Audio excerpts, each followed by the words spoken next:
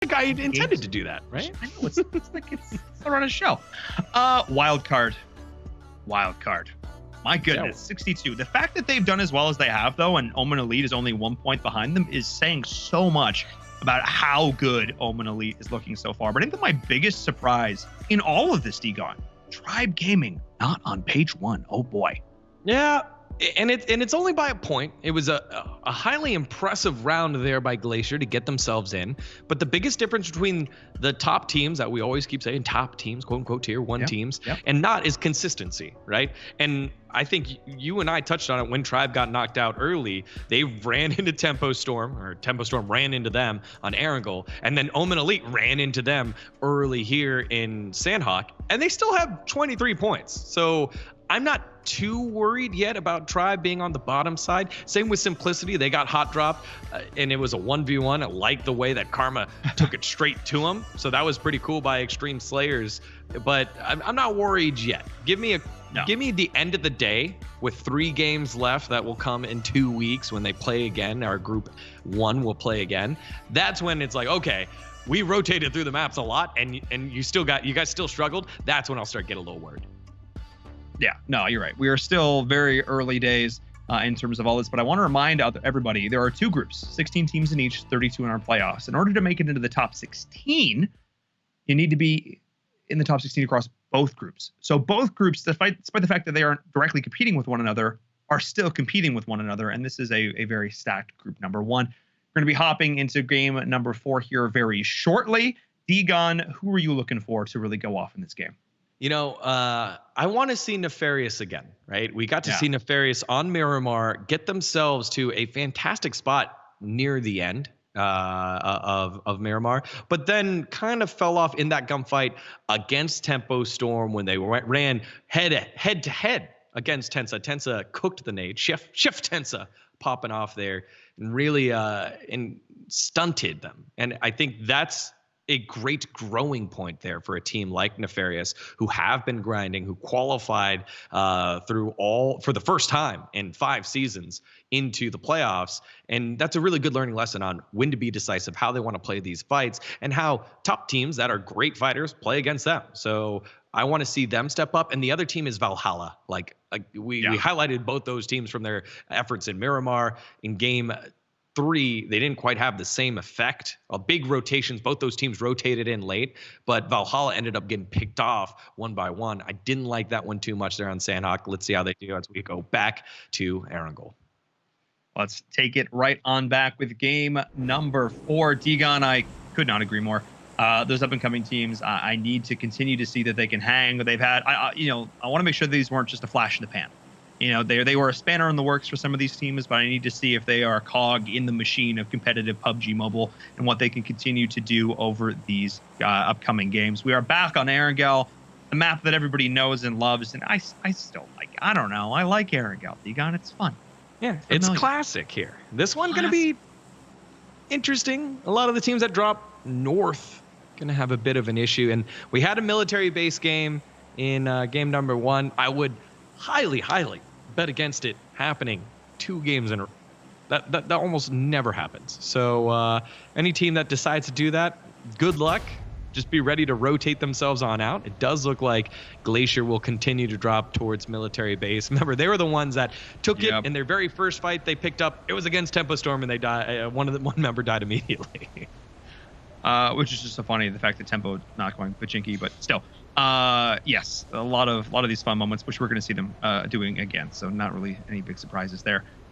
Tribe Gaming, Wildcard, Tempo, G25, all taking over the center of the map here. And this, again, doesn't really surprise me much at all. And we'll see if there are any early bits of early action here. Does someone catch your ID, Degon? Yeah, down there in the southeast, you saw 303 and Valhalla next to each other for a very long time. And you got Mo dropping right in the middle of everything. You can see where G25 is, where Square One is. Mo is by himself. And then Valhalla is kind of split up over by Novo. I think Valhalla didn't like the way the plane path worked. And as a betting man, I would double up because the circle is on the completely opposite side of the map, as I expected. Yeah, this is a southerly plane path and a northern circle. Some people like those because then it puts more. I mean, nobody saw that. LJ, nobody's. It's fine. The tree wasn't there before. Just load it in. Some people like this because it creates more decisions for positive decision. It creates more opportunities for positive decision making. It shows, okay, now we have to rotate. How are we going to rotate? It's no like slow and lazy circle. It's right in the center and nobody's ever pressured. This is immediate pressure. And seeing how teams react to this, I think, is sort of the hallmark of these sort of, like tier 2, tier 3 teams and tier 1. Yeah. Speaking of tier 1 teams, Nico and the rest of Omen Elite, they like to farm wide here and pick up Milta and Milta power. No punishment there because no one's going to drop in between or try to fight for one of those spots. This is the first time where they don't get the circle in circle 1, and Zute and the boys will have to try to play the edge. You have to keep an eye on them and Tempo as Tempo, and Wildcard currently leading the lobby. And Wildcard, you can see right up there in the north. Beach gets there first. Severny is theirs. Yep. The rest of Wildcard will be able to sneak on through. It looked a little scary for a little while there for Spring as he was stuck between both Tribe Gaming and Extreme Slayers. But it does look like they'll be able to get away and get themselves prime position to kick things off in round number 4. And that's so interesting too, Degon, because if you play pubs in this game, the idea of going in and not prioritizing finding a gun, not prioritizing finding a vest or a helmet, instead prioritizing finding a vehicle so you can rotate is not something that I think is sort of a natural inclination to a lot of players. The idea that's the first thing the Wildcard's going to do. They're going to go in, they're going to grab vehicles, they're going to rotate to a city. They know it's uncontested. They're going to get there first. They're going to take it over. They're going to plant their flag in the ground and say, this is ours now. And then they feel safer to loot. And then they know that they can get those basics done. I think that's just, it's such a mature thing to do. And it's the hallmark of a team who's able to win 2 games back to back. Yes. And I wonder if any other team is going to be able to make a leap like Wildcard has, right? They've just rocketed up and kicked the old guard aside and said, you know what? We can win. The season 4 wasn't just a fluke. We can win in season 5, and we can win multiple times. And it doesn't matter if you're Tribe. It doesn't matter if you're Cloud9, who's not in this lobby. It doesn't matter if you're Tempo Storm. We're going to take the fight to you. We're going to outplay you. And I love it. Like I want to see more teams be unabashedly themselves. Another team that I think reminds me of that is Simplicity. Simplicity, normally more of a conservative team in the early going. They don't try to take fights unless they absolutely have to, as we saw in Sandhawk when they had to against Extreme Slayers. But most of the time, when we see Minwoo, when we see Russell do crazy stuff, it's in like the final circle when there's like 4 teams left. So like Simplicity has their formula and how they stick to it and play to it. And I personally like that as well. All the other teams, I want them to create an identity on when they fight, when they attack, how they play the circle. Do they send it in the middle and just hold? Do they want to play the edge? Like how do they play? And then stick to that game plan. Stick to it unless it starts failing and then tweak from there. I mean, they say, no plan survives first contact with the enemy. It was like Winston Churchill. Maybe it was Patton. I don't know. One of those people. But again, having a game plan and sticking to it is amazing. But then part of that game plan is also then how you adapt. If people think it needs to be, well, everything from there is totally on the fly, we're just winging it. No. A good game plan has built-in contingencies. It's a stream, you know what I mean? And we take the left fork, we take the right fork. And you're going to play enough games. You're going to get to know the teams you're playing against well enough that you're going to be able to say, that's fine. We know roughly who's going to do what. We've been in this situation before. And we know what the right answer is. And the thing with these games and tactical shooters and MOBAs and battle royales, there's always a most right decision. And obviously, it's a lot easier for us to say as casters because, as I said before, we have perfect vision. We have perfect information. We know where all the different teams are. Right. It's harder for these squads to stay on the fly. But the mark of these teams who can consistently execute is who is making the most right choice the most often. Yeah. And that's why you play so many games. And in the PUBG Mobile space and PUBG Mobile community, so many scrims. There's so many different places where you can play and practice and get used to it. So a lot of the time when these teams are finding success over and over again, it's not because they've only played here. They've played in so many different scrims and scrim blocks with different teams that drop and play differently so that they've refined their craft.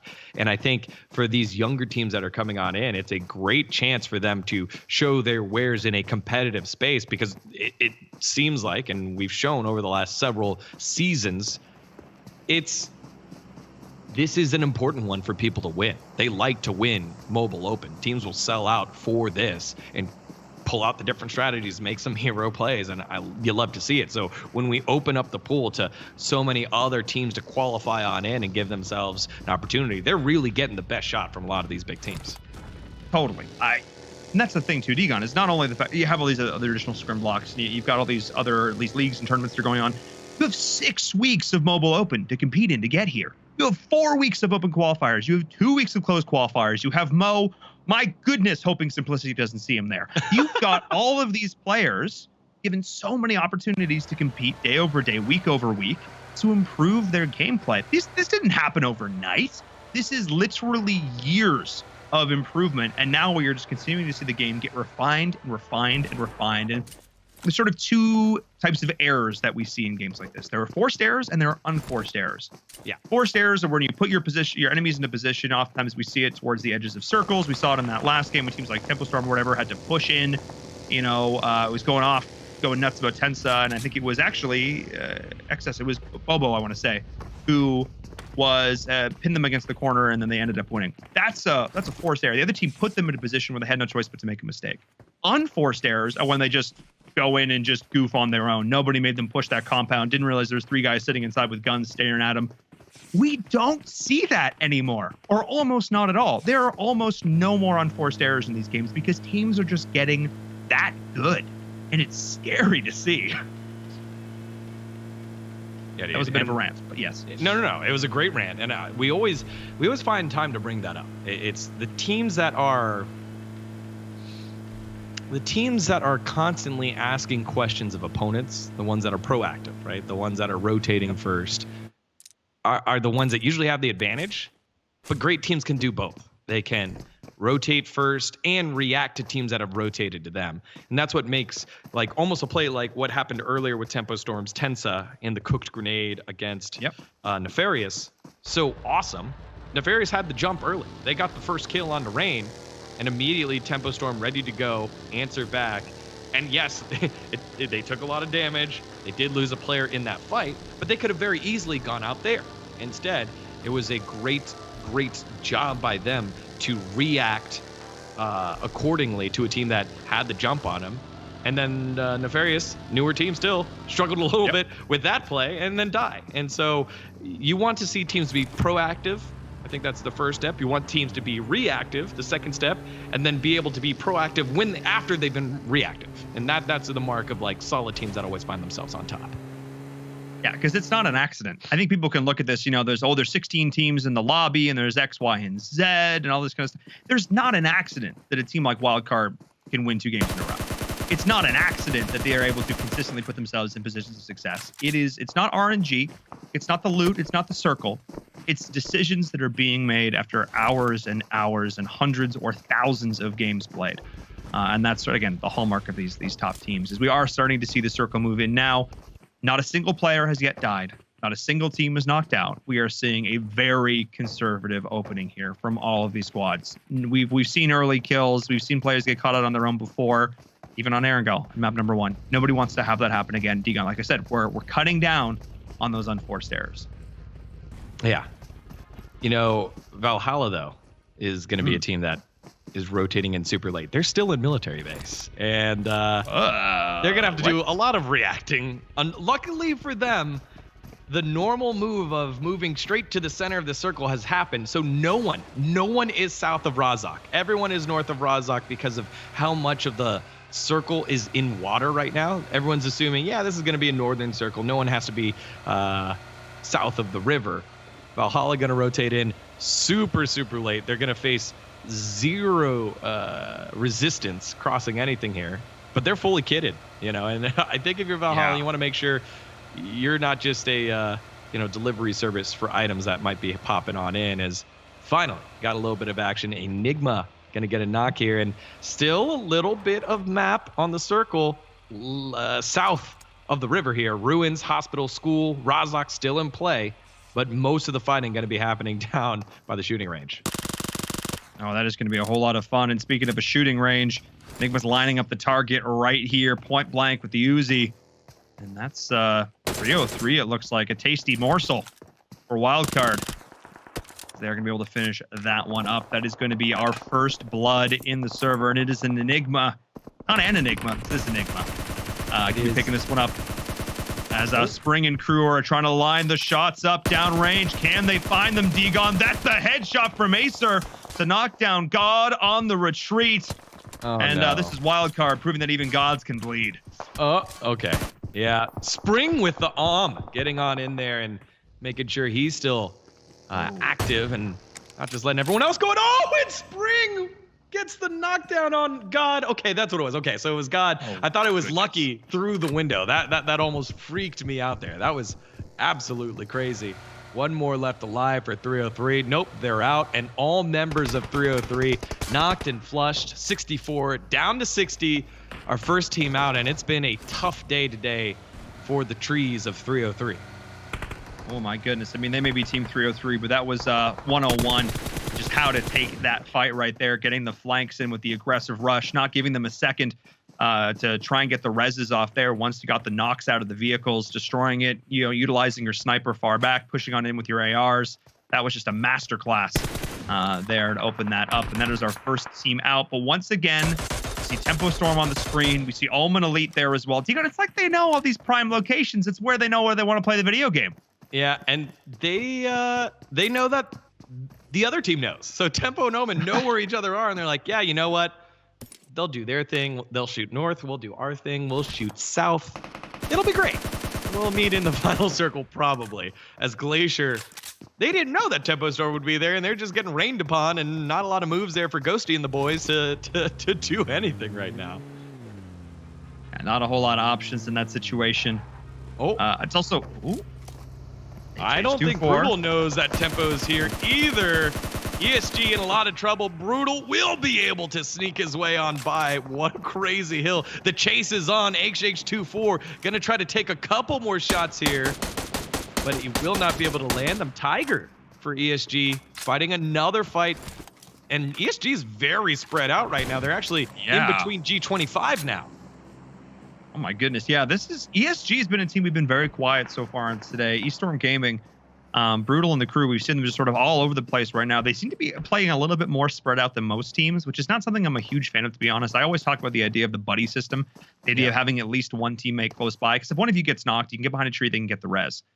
You can't do that if you're all off on your own, and that's a truck slowly sliding down a cliff. Brutal. Yeah. Save Brutal. it. Oh, Brutal. Brutal. That's okay. It was lag.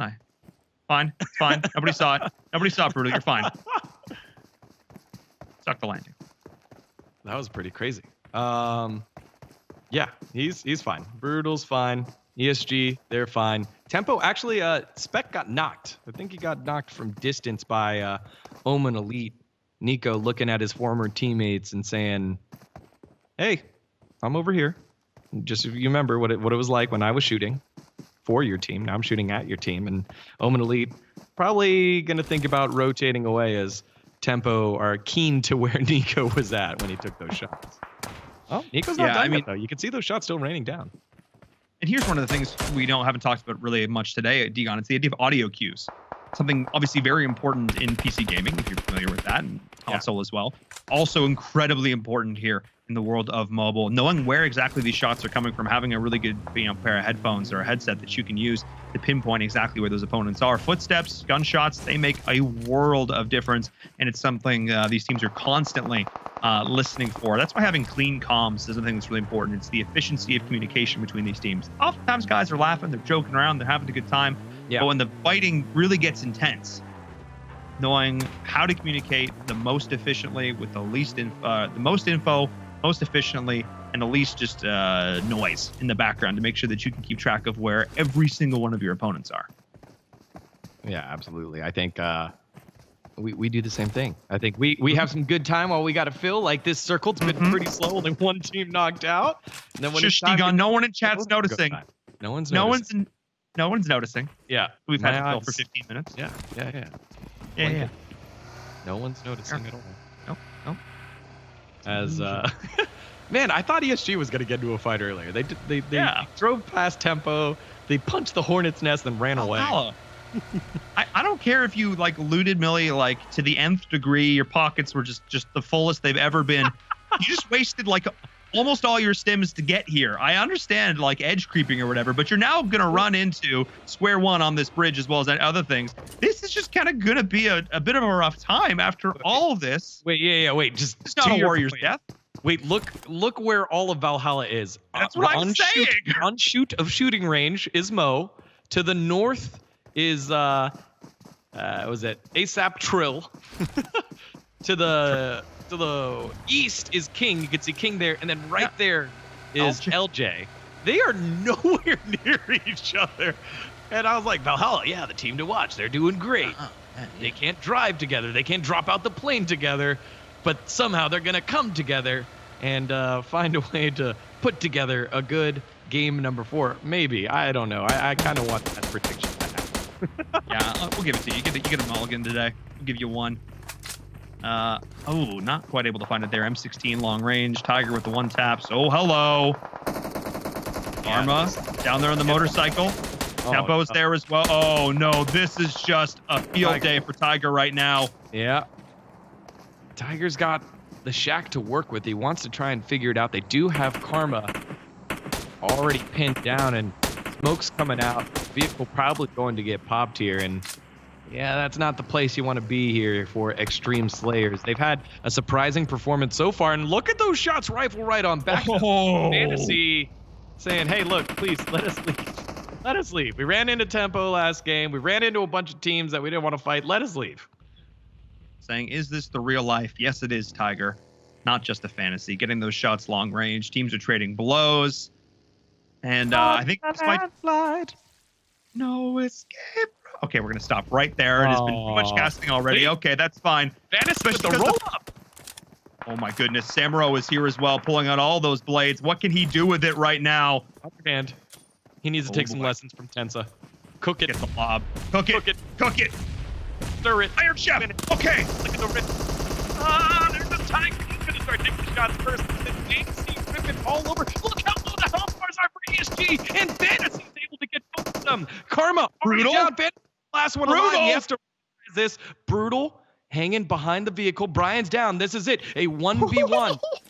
Try his best. Stims on up. Gets himself healed using the first aid. And through the smoke. Brian. Who's that?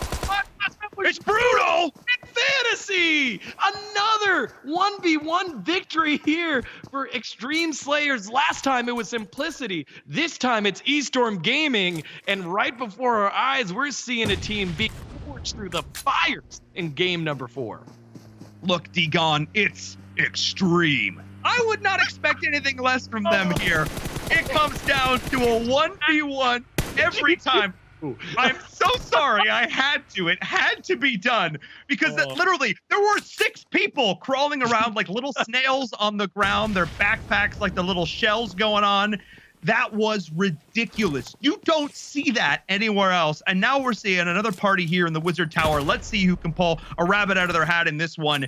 It is going to be Col2, BGBG, Tempo Storm, HH24. The throwing nades left, right, and center. And it is Yeezus having to make the hero play right now. Oh me, oh my. Yeah, Col2, BG in PMPL scrims have just constantly had something like this happen. They get spread out, and then a big team like Tempo Storm comes in and kills. And it's so interesting because they double down on this play style. They like to play split, but they never have that opportunity to come back together like Valhalla has. At least Valhalla has gotten back together through all the craziness. Whereas Col2, BGBG, a lot of the time they split up and they get caught out in the process of getting back together. Yeah. Which you can't, if you're gonna, like, there has to be a game plan, that reassembly, D-Gon. You know, this game was a puzzle. You gotta know how are you going to put it back up? As we are seeing more kills in the kill feed. My goodness. And it's actually Wildcard getting some damage taken. Whoa, hang on there. What is happening there? Our first place team in a bit of a world of hurt. Zombie with the exploding vehicle facing down Tempo Storm here as well. But all 4 members of Extreme Slayers are still up and alive, but they're facing down not the opponent I think they wanted to run into here, Digon. And there's full knowledge that this team is rotating in. Valhalla on the other flank, battered, bruised, not beaten yet. They're also rotating into this engage. Yeah, we hop on in with Extreme Slayers after that crazy fight earlier against Eastorm. They turned their focus onto Valhalla. They did knock King out, and King will die outside the zone with Tempo raining on in. Now taking a peek back at this G25 fight with GCR nearby, and G25 getting knocked out early on, and it's by Glacier. And so Glacier winning a big fight against an established team here. Simplicity near that area as well with Lolo on a flank, so they have to be careful as we continue to follow along with this Extreme Slayers fight. Extreme Slayers taking some shots at Tempo, and Tempo losing a member early on. Rain focusing in here onto Square One. So you got 4 teams in this block. Valhalla, Square One, Tempo Storm, and Extreme Slayers going back and forth here. I think Tempo Storm has lost one. Yeah, it's HH24 that's down. Rain in a vehicle with Tensa and Spec left for shooting. Maybe trying to bite off a little bit more than they can chew as Tempo Storm in this one. All the rotations are coming in from east and west. They found themselves a hilltop to try and hold it, but it is highly contested territory as Square One is moving on in. Rain trying to find the shots, but he's getting shot in his back. That's what I'm saying, Digon. They've just been taking too many fights. Everybody is hearing these shots, and everybody wants to get a piece of this action. And now it is 3 members up for Tempo Storm as they're fighting off against Square One as well. Jokester and crew are trying to line their way up, push up this hill. And they've been able to do a pretty good job of it so far. Not able to get it down is Tempo. Yeah, so Valhalla all get smacked around there in the northern part of the map. The last member alive, the member that got separated in the initial jump, Valhalla's Mo. He's just chilling in a shack right now. But Tensa spent that time clearing out the rest of the Valhalla members and might be in a little bit of trouble. He's in the blue, and Nefarious is going to drive by, and Jake actually gets taken down by Spec, gets the information on where the rest of Tempo Storm is, and Nefarious trying to make a safe rotation through the blue, actually running into multiple teams now. Stevo is the one that's taking a ton of damage. At Square One, they hear these shots from Tempo Storm, and they're going to push Tempo Storm. Here comes Spooky, and he spooks out Rain and then spooks himself out, going to try to get himself back out to safety. It looks like he'll be able to get to the edge. Not a whole lot of safety to be had, though, because Extreme Slayers is in the flank. Valhalla is there as well. I don't think Tempo necessarily realizes just how rough of a position they are in right now. Spooky is going to continue to push up. He's on the flank. They're going to hear the footsteps, though. Rain, the sneaky snake in the grass. They're trying to find these shots. Rain getting shot in the back. My goodness, this might be the end for Tempo Storm as Square One is here. That is 2 members down. The last one is absolutely shredded, and that is going to be Square One looking to try and clean all this up. Tensa can't quite do it. No more hero plays for you in the 4v3, and that is one of these young guns coming on into this and showing, hey, Tempo Storm, we're coming for you. Yeah, just a caveat, Tempo Storm was taking 4 other teams on in the form of Valhalla, Extreme Slayers, and Nefarious. Let them have this. But, you know, okay, all right, Square One, you're able to do it. Square One picks it up, and Tempo Storm going out in 13th place. That is the lowest position they finished so far, and I don't think they have the kill points behind to kind of cover for such a low finish. Oh, Mo. Yeah, see, that's where Mo's been. Mo's been chilling that whole time in the shack. Oh, boy. Yeah, and I don't know if Extreme Slayers are going to clear this one out. As there is someone right next to Mo. Zombie, I'm not sure where Zombie's focusing his efforts right now, but Tribe now on the move. You got 1 member of Nefarious in there in the form of Stevo, but Tribe are aware of where Extreme Slayers are, and I don't think anyone knows where Mo is. They're literally best friends right now. Oh my goodness. Mo and Morrow. Hey bud, how's it going out there? Pretty good. They're social distancing, Digon. It's fine. Yeah, they're literally a body away. Yep. That's hilarious. Be like Mo, everybody. Stay inside. Yeah. Alrighty. Be like Mo. Yeah, I feel like about. Let's see. Acer was able to pick up a couple members of Glacier on the rotation. The circle centers up, gives a lot here to Endgame. So Endgame has been close a couple of times, haven't been able to close on out. As King A, they're trying to smoke their path into the circle, but this is just a rough spot to be in right now. It's a lot of open space, and teams have to send it, get themselves inside. Tribe taking shots here at Extreme Slayers, and I think it was Karma that just sent it in the buggy. He gets himself a small little ditch there, but he's all by himself. Him and Fantasy still left alive.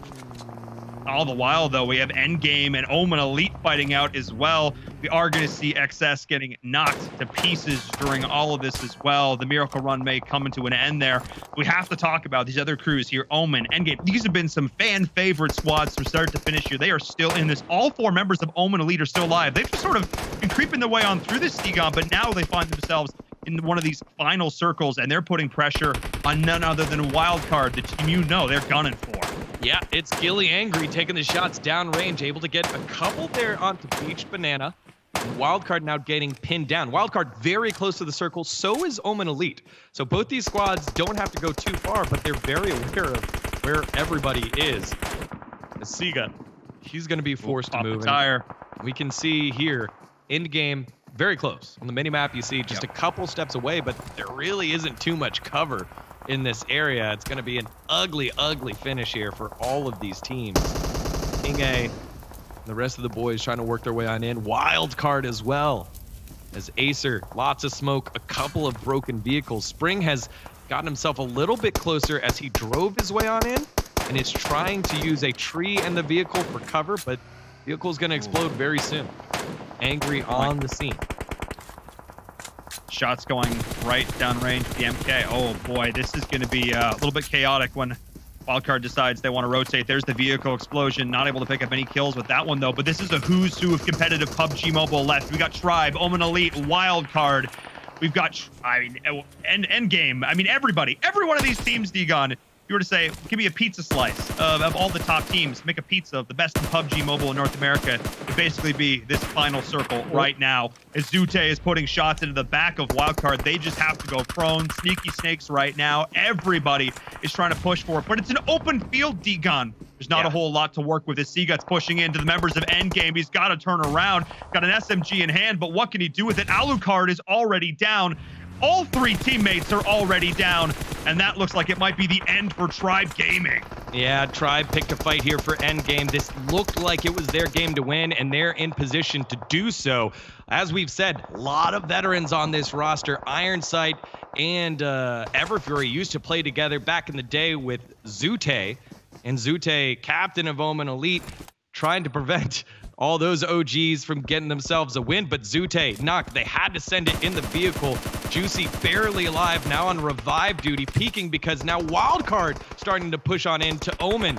Not a lot of opportunities here for Omen to do too much. They just got to sit here, take a couple of peak fights, and hope that they don't get second and third partied here by Endgame. And cool to BG. I complained about them earlier taking too long to regroup. Well, here they are, and they got 3 members inside. My goodness. Control of this middle ground right now is going to be down to utility, down to placement, and down to who can just hit their shots. At this point, Degon, when it all strips away, it's who can hit that headshot when it matters most, who can find that dink when they need it, and who can just play it slow, play it steady, and not let the pressure get to them, because the pressure is mounting on all sides right now. Yeah. Teams have to force their way into the circle. Cool to BG have the longest route to go here. But Wildcard, still again, top 3, finding a way to get themselves close. Lux is going to go down from Colt to BG. Draven, the last man standing there. Twirl your mustache all you want, sir, but the circle is closing on in. We have Diablo going to try and line something up here. Trying to get that nade in toward Wildcard. What can it do? So much! My goodness! Lobbing into explosives. As Draven just trying to survive on the outside of this as we do the final confrontation between Wildcard and Endgame. They're going back and forth. Beach Banana, though, needs to try and stand strong. As him and Acer are facing up against Diablo. This might be it. He's trying to get his teammate up, but 2 are dead. 1 is down. Diablo. Oh my goodness. The smoke fades. Can he get this revive? Yes, he's able to get it off. Yeah, the nade coming on through, taking down Ironsight. This was Endgame's game to win. They were supposed to win this, but this looks like another chapter from the same book. And yet again, Endgame not able to close it on out. And Wildcard are your winners. Another chicken. Winner, chicken dinner. There we go. We got it right. Eventually. Winner. Holy chicken, moly. And it's dinner. Endgame doing the hard work. They're doing the hard work, getting themselves into the circle and getting themselves kills, but they're just not able to close it out. And this wildcard team, it's crazy. It's crazy that they've just propped on up at the beginning of this year and how well they're gelling, and another top finish for them. Again, you can say the same thing about Omen Elite, but there's a difference between multiple game wins and finishing well multiple times. This is crazy. And with 12 kills to boot. Just insane play coming up from them. Diga, let's take a look back at that game in our Xperia highlights. It was a slow start, it was a quiet opening, but when the action heated up, my goodness, it was straight fire. Yes, it absolutely was. I'm loving Extreme Slayers here. As we touched on, this was the last team to qualify. This was 32 out of 32, and they are just taking fights. They're like, you know what? Let's do it. We're in here. We'll pop you in the face. We don't care who you are. And they've been successful.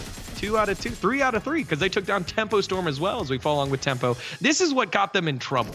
Rain was picking a fight there. Then they started picking a fight up there. Oh, no, it was okay. It was Square One that picked the fight here with Tempo Storm. And Tensa, when Tensa has his gun out, it's usually a good thing, but that time Tensa was healing up. That's why Tensa wasn't able to clutch this one out 1v3. And then we took a quick look at this closing circle. Nades coming everywhere. Cool2 BG, I think, did a fantastic job working their way on into the final circle. But look at that. 3 members up for Endgame. Only 2 members up there for Wildcard. And somehow, as they always have done throughout the day, Wildcard just cleaning things up and just looking so good. So good. I think it was just Wildcard conserving their nades at the end there, and then just Endgame just stacking up so much because they were trying to res each other and they were hiding behind the rocks trying to utilize the cover. And cover is great, keeps you alive right up until there's nowhere else for you to possibly be, and the other team has all the intel in the world. And at this point, they've lobbed a few nades in their time, Degon, maybe 1 or 2, and they lobbed it straight into my heart because they have a 3rd game now, picking up that win there at the end. Just insane play from them. I don't think anybody can doubt that they are one of the top teams in North America. So props to them on their additional win here in that 4th game. But the day is not done yet. Before we jump on to our break, I'm going to say goodbye to you for now, Degon. Thank you for joining us. Take a little break. You'd earned it, buddy. You did great. Take a little break. Have a sip of water. See you in a bit. Bye. Because I have to say a big shout out now to our official mobile partner for the ESL Mobile Open Season 5 playoffs. It's Sony with their Xperia 1. I've had the opportunity to use this phone quite a bit over the last few months. We were fortunate to have them joining us in Season 4 as well. I have to say, it's fantastic. Really have been enjoying using it. So thank you so much to Sony and Xperia for joining us here for Season 5 of the Mobile Open. Again, if you're looking to maybe upgrade your phone this year, be sure to check this one out. 21:9 cinema-wide display. Not your standard phone display, just a little bit wider, a little bit longer, and it just helps you, at least for me, just get my thumbs out of the way so I can play games like PUBG Mobile a little better. I mean, I'm still bad, personally. That's not a phone thing. That's a me thing. Don't worry about it. But still, thank you so much to Sony for joining us once again. And of course, if you want to get involved yourself, if you say, look, wow, Season 6, that sounds exciting. There's going to be a season. Yeah, there's a Season 6. Maybe I want to join. Maybe you can follow us over on Twitter. !social is where you can do that. ESL PUBG Mobile on Twitter there. And of course, guys, if you're watching the stream and you want to see more of this, if you're joining us from the front page of Twitch or over on YouTube, hit the follow button, hit the subscribe button, because we're going to be broadcasting quite a bit more PUBG Mobile action here. So thank you all so much for that one. For myself and Baron, for the rest of the crew, we have our final game coming up here in just a bit. You do not want to miss it. We'll be right back.